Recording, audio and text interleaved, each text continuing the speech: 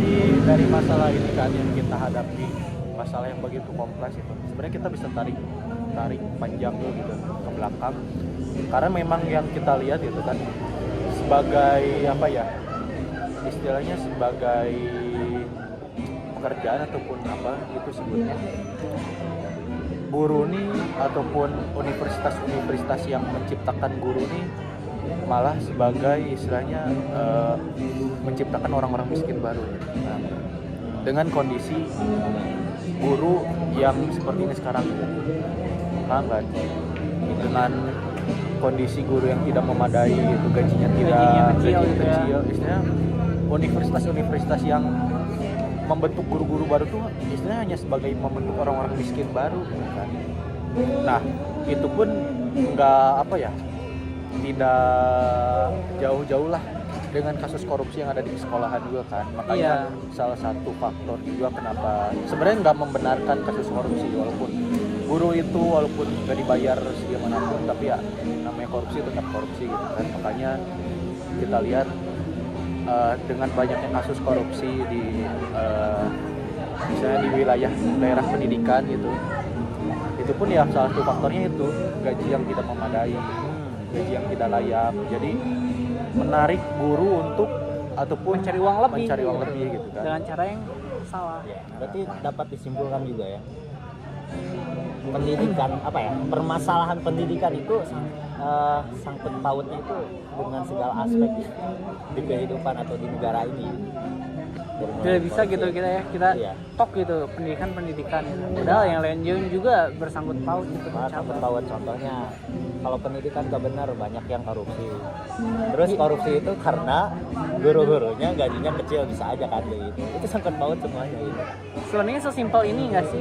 Kalau misalnya emang negara kita mau benar, ya benerin dulu di bawahnya. Ya. Mulai dari guru, karena guru kan mengajarkan generasi selanjutnya kan. Yang dimana generasi itu tuh jadi masa depannya negara kita gitu. Kalau misalnya generasi ini dididik dengan baik, dididik dengan adab yang baik, terus juga diwanti-wanti untuk masalah jangan mencuri, jangan ini dan sebagainya.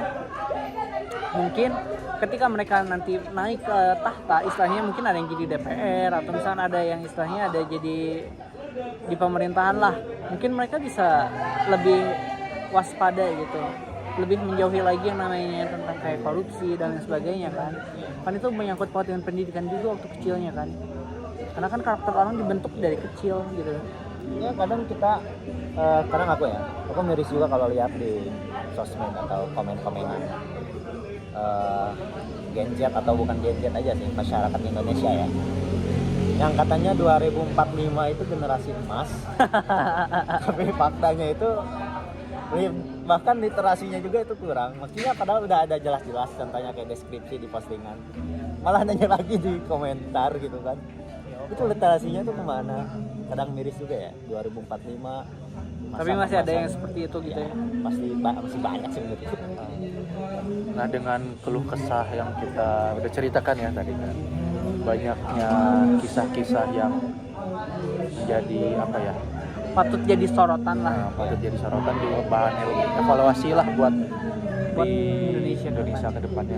Jadi yang pengen aku diskusiin gitu sama Isyam sama Ripas nih, apa sih langkah-langkah konkret gitu dari kalian tuh yang memang untuk meningkatkan kualitas pendidikan di Indonesia ini. Mungkin sebelum jawaban dari kalian ya, mungkin aku ingin menambahkan lah dikit.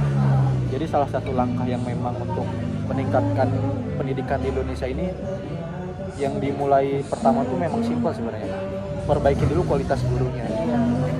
Kalau nggak dari guru ya pokoknya guru itu fondasi awalnya kan. Makanya dengan memberikan pelatihan gitu berkelanjutan untuk guru, meningkatkan kesejahteraan mereka gitu untuk hidup lebih layak lagi, dan memberikan jaminan lah untuk kehidupan yang layak, agar guru tuh bisa fokus untuk sertifikasi lainnya gitu, melanjutkan pendidikan yang lebih layak gitu. Kalau misalkan perlu gitu ya nggak apa-apa gitu, pemerintah ada yang dana juga untuk pendidikan guru ini gitu. Bagi mereka yang mau melanjutkan untuk S2, S3 dalam studi pendidikan, atau misalkan mau ada kayak studi banding ke negara lain gitu, yang pendidikannya lebih baik untuk kemajuan pendidikan di negara ini, ya itu mungkin bisa jadi salah satu salah satu rencana lah yang bisa dilakukan gitu untuk memperbaiki pendidikan yang ada di Indonesia. Kalau dari Unpad, Kalau dari aku yang kedua ya, dan aku dari kurikulum juga ya, Iya sih. dari kurikulum ya. Soalnya kadang nih kalau kita lihat kurikulum di Indonesia itu nggak ada yang konsisten lah. Jadi Berganti-ganti ya. ganti-ganti terus, nggak ada yang konsisten lah, gonta-ganti terus. Sama kayak kalau menurut aku emang kurikulumnya itu tertinggal jauh dengan negara-negara maju. Meskipun ya kita tidak bisa disamakan dengan negara maju, tapi setidaknya kita harus bisa mencari bahkan meniru kurikulum luar negeri, tapi disesuaikan dengan Yang ada di kondisi keadaan Indonesia. di Indonesia. Itu yang Setuju kedua. sih. Ya, yang kedua. Kalau yang ketiganya itu bisa dari yang tadi kita sebutkan tuh sarana prasarana. Kadang kita lihat di pas aku SMA dulu lah. Kadang kekurangan komputer juga itu mau belajar gimana, maksudnya kayak contohnya pas mau ulangan. Iya. Ya. Itu diperlukan komputer, itu komputernya tidak ada. Jadi giliran itu juga kayak menghambat juga sebenarnya.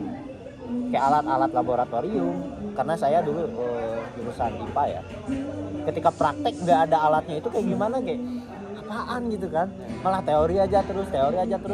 Padahal yang paling berguna menurut aku itu adalah praktek. Iyalah. Bener nggak? Praktek itu biasanya itu cepat bisanya juga. Kita kalau teori nggak ada praktek ya gak jelas juga. Kalau dari aku gitu. aku juga pengen nambahin, kan tadi sempat Ripaj highlight tentang adanya infrastruktur sarana prasarana tentang komputer atau lab-lab yang segala macam lah yang seharusnya ada di sekolah. Nah, mungkin aku juga pengen highlight sedikit tentang penggunaan teknologi sih. Ya kan? Dengan berkembang pesatnya teknologi sekarang gitu di zaman sekarang, kenapa nggak banyak kita tuh pemerintah tuh memberikan bantuan juga gitu untuk penggunaan teknologi yang lebih layak untuk para guru gitu kan, daripada kita tuh teknologi hanya dihabiskan untuk AI yang bahkan untuk membuat hoax ya sebenarnya kan. Kemarin kayak Jokowi jual mukena, Ganjar jual speaker Bluetooth gitu kan.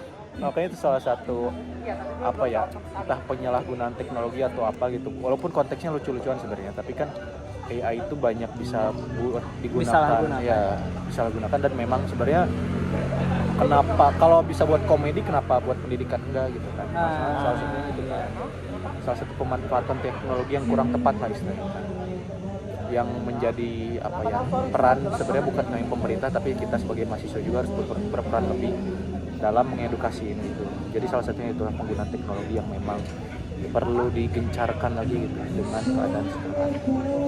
Itulah cukup menurut kita ya gitu ya. Itu mungkin Ini istilahnya apa ya? Obrolan Gen Z. Dengan keluh kesah pendidikan yang miris banget melihat ya generasi Selanjutnya seperti apa? gitu. Lanjut apa gitu.